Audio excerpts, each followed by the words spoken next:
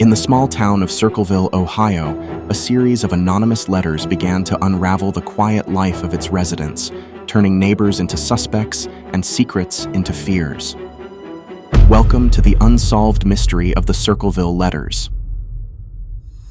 It all started in 1976, when residents of Circleville began receiving sinister letters that revealed intimate details about their personal lives.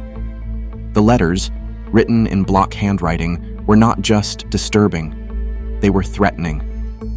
Among the quiet streets and close-knit community of Circleville, Ohio, Mary Gillespie lived a life marked by routine and respectability. A school bus driver, Mary was known for her dedication and kindness, qualities that endeared her to both colleagues and students alike. But in 1976, her life took a dramatic and dark turn. It began with the first letter, postmarked from nearby Columbus, Ohio. The letter was chilling, accusing Mary of an affair with the school superintendent, Gordon Massey. The unknown author seemed to know intricate details of her life, details few outside her immediate circle could know. Each letter was marked by distinctive characteristics. They were written in block letters, a style that suggested an attempt to mask handwriting and prevent identification. The tone was accusatory and threatening, with explicit warnings of dire consequences if Mary did not end the supposed affair. The anonymity of the sender, combined with their apparent omnipresence, left Mary and her family in a state of constant anxiety and vigilance. The letters were postmarked from nearby Columbus, but no fingerprints or other identifying marks were ever found, adding to the mystery. As the weeks passed, the volume of letters increased and their content grew more sinister. Not confined to accusations anymore, the letters began to threaten physical harm. "Admit the truth and inform the school board," one demanded. "If not, I will broadcast it on CB radios, billboards, and car signs." The letters were explicit and threatening. "Stay away from Massey," they warned. "Or else." But Mary, shaken to her core, denied the accusations vehemently. She shared the letters with her husband, Ron, who stood by her side, determined to protect his family and uncover the author's identity. As the weeks turned into months, more letters arrived, not just to Mary, but to friends, neighbors, and even local media outlets.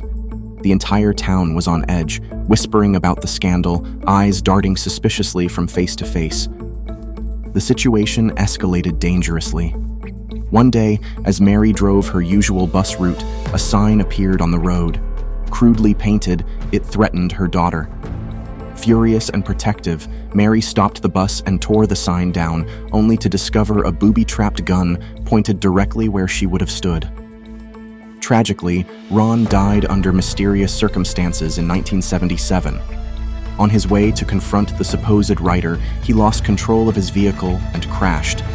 Was it an accident, or was it murder? The letters didn't stop with Ron's death. They continued, growing more aggressive, spreading throughout the town and sowing distrust. This shocking escalation from written threats to physical danger brought the FBI into the fold. Yet, even federal intervention couldn't untangle the web of deceit and malice that had entwined Mary's life. The town's suspicion turned towards Paul Freshour, Mary's brother-in-law, who faced trial amidst contentious and circumstantial evidence. Despite the immense efforts of local law enforcement, the FBI, and the personal investigations by those affected, the true author of the Circleville Letters remains a mystery. Over the years, several theories have emerged, each attempting to cast light on the dark shadows of this case. The main suspect, Paul Freshour, Mary Gillespie's former brother-in-law, was arrested and convicted in 1983, not for the letters but for attempting to murder Mary using a booby-trapped sign. Despite his conviction and subsequent imprisonment, the letters continued, some even arriving while Paul was in solitary confinement.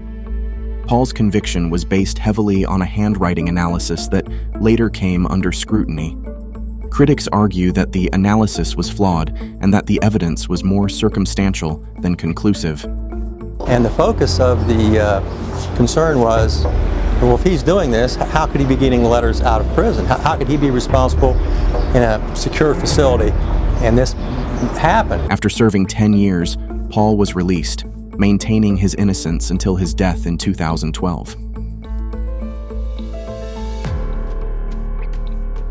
The continuation of the letters during Paul's incarceration fueled alternative theories about other potential suspects. Some speculated that multiple people might have been involved, perhaps out of jealousy or personal vendetta against Mary or others in the community. Another theory suggests a deeper community conspiracy where more than one resident harbored reasons to disrupt Mary's life or to create chaos in the town. This theory is supported by the wide-ranging knowledge of personal affairs that the letters displayed. As the years have passed, the intensity of the mystery has not waned. The letters stopped eventually, but the fear and intrigue they spawned linger on. Families were torn apart, friendships ruined, and the trust within the community was shattered.